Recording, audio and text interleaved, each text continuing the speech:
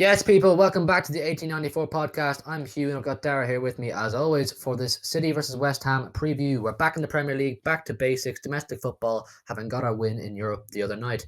Back at home as well, back at the Etihad, and I'm really looking forward to it. Dara, what are your thoughts going into the game? It won't be an easy game. I'm confident enough in the team we have, but we're going to rotate after Gladbach. We're going to rotate coming into because we have a game in the next week. I think we're playing Wolves as well next Yeah, week, it's so we're gonna have to Wolves midweek next week. we're gonna have to rotate a bit as well. So I think we can definitely win, of course, but they're a tough opposition to come against, and especially now with foreigner. Yeah, it's kind of a weird one, really, isn't it? Because I mean, if you look back on the years, recent history anyway, we've always kind of done a fairly good job against West Ham, apart from the draw they got with us this season. And you would usually look to them as, in the Etihad anyway, an almost certain 3 points. But they're flying really high at the moment, West Ham. They're fourth place in the Premier League. I think it's fair to say at the start of the season, their main objective would have been to just purely stay in the league because they weren't great last season by any means, and they were almost fortunate to stay up. But they're now in the Champions League spots, and they're beating big teams, and they're scoring plenty of goals. They've got a point to prove. They've got individuals in the squad with points to prove. You know, they've got Mikel Antonio up front scoring goals. They got Jesse Lingard, who was, I think it's fair to say, most people agree with me, was flopping at Man United. His career was wasting away. He's now got a move to West Ham, and he looks like he's found a new lease of life. And I think he would really enjoy putting in a performance against us. You know, back in Manchester against the team he would be rivals with growing up.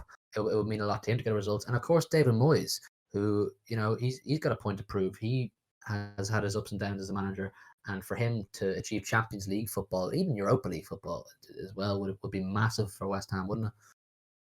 Yeah, exactly. Because it's not like they have a squad put together for about £1 billion like we do.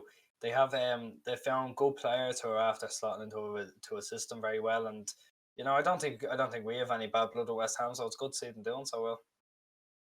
Oh yeah, I'd be absolutely hilarious from our point of view if, Yeah. say, West Ham nicked a Champions League spot off one of our typical rivals. But let's talk about City now for a sec. We're just off the back of a 2-0 win in the Champions League, so you'd think the confidence should be high, but myself and yourself kind of unanimously agreed that it was a slightly below par performance.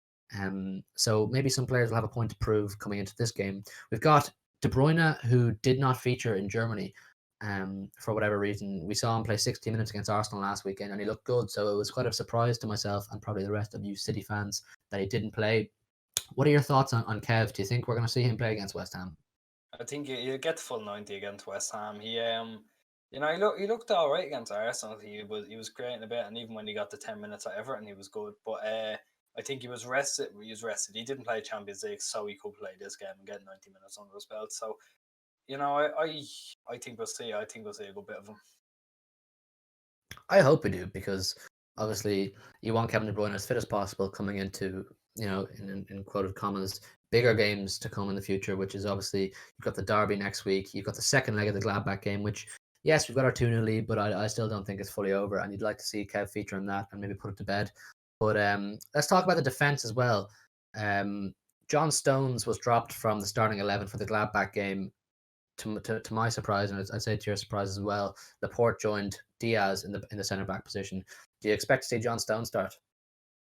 He'll start. I think. Well, I'm not sure he'll start. He obviously Pep wanted a left-footed centre back in the system last night. I think we will probably play the same as we did against Gladbach on Saturday. But I do think having missed that game, he'll definitely be in. Provided now he is definitely fit 'cause he's on the bench, but providing he's 100% fit, he'll play. He'll play this match.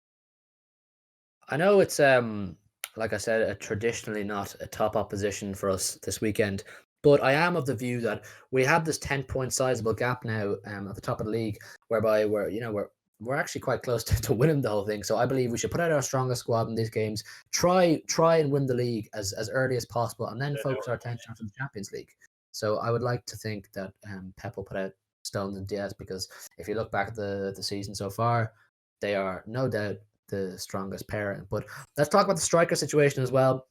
Jesus was very underwhelming for me against Bunch of Gladbach in the Champions League. I know he got a goal, but his overall play for me, and it might be slightly controversial because I know he has his fans, but I don't think he was good enough. But we did see in the 80th minute the return of the King, Kun Aguero, back on the pitch. Would you say we will see any of him against West Ham. We will, well, providing he's not torn something against Gladbach in the 10 minutes he got on, he will. He should get something. I don't know if he'll start. I think I'd like to see him start, but we're just discussing in the podcast. I think he can, if he got 10 minutes, targets 20 now. So if you get a minimum of 20 minutes, you're happy out with him, aren't you?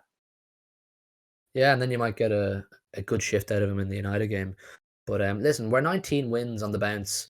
We're 26 unbeaten. The confidence should be high, and we should be fearing absolutely nobody. And I would like to think that we can go into this with all the confidence in the world that we'll win, because we're 3 points closer then to win the league. And I personally think United will still drop more points, and then we can take more points off them next week. But listen, let's be under no illusion about West Ham. Like we've said at the start of the video, they are a very tough opposition for absolutely anybody right now. They're getting goals. They're picking up 3 points where they probably usually wouldn't. Where do you think West Ham pose their main threat, I suppose, because they've got a variety of players who are constantly making the headlines. Like I said, Rice, Antonio, Lingard. But if you were to see them getting a result against us, where is it coming from? Well, I mean, we're gonna have most of the ball. It's gonna be if they're gonna catch us on anything, it'll be a counter attack. That's what it's gonna be. That'll be how they fare out. It's how most teams set up to play against us. But I think they have the added threat because Lingard, of course, is on form. He's a fast player. Antonio's very fast. He's actually very strong as well. So, I think if they're able to get if they're able to get 3 or 4 counter attacks, with the quality they have going forward like that, I don't know why they can't nick one. But then again, we do have Ruben Diaz to stop them. So it's I don't know. They have the quality to do it, and it'll be hitting us on the counter attack. So we'll see how it fares out.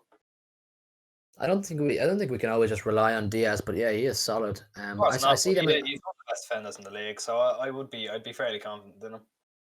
I see West Ham being as a bit of a set piece merchant as well, I suppose, this weekend, because they've got big players. They've got Souček, who plays centre half, who will probably be difficult for our attackers to break down, and he's obviously an aerial threat in either box.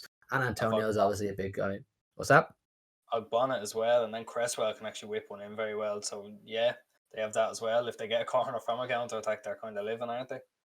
Yeah, so we've got to be pretty cautious on all fronts. We're used to teams sitting back and letting us have all the ball and counter-attacking, but listen, they're oozing confidence at the moment. Like I said, they're flying absolutely higher than they were ever supposed to this season so far, and I do hope they see it out and get a top 6 finish at least at the end of the season, because I like West Ham, and it's nice to see a new face in the top 6. But obviously, do not pick your points up against us. Just leave us out and go from. It's a weird season at the same time, so we'll see how it goes. It's one of those games which is almost quite hard to predict, because they're going through a great run of form. So are we. How is it going to go? Is it going to be a steamroll from City? Is it going to be a complete turntables from West Ham and turn the champions elect? Sorry, I'm getting ahead of myself. On their head and get a result, or what? But listen, we're going to put our predicted 11 on screen now. As always, say in the comments if you would have anyone different on the pitch. We've gone with the strongest possible 11 because, like I said earlier on the video, we should be going out to win these games and just getting the league put to bed ASAP, so we can focus on other things. But anyway, thanks a million for watching. Actually, no, not thanks a million for watching. I want a score prediction. I'm going to go with a 3-1 City.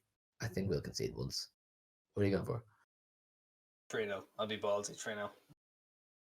Optimistic, but it isn't. Actually, we predicted the Gladbach game right. Myself and yourself both said 2-0, and we got it right. See, like we're that good, I think if we keep going with the same prediction, we could just keep talking it into existence. Yeah, so 3-0, 3-0. We'll take that. Anyway, thanks for watching now. As always, leave your comments down below on anything related to the game, how you think it'll go, your score prediction, your predicted 11, and so on. Thanks a million for watching. Leave a like, do subscribe if you're new. Join the Discord. We'll leave a link for that. We'll leave a link for Discord below. Join that if you want to come in and talk all things City with us. We're always active in that. We'll see you in the next one.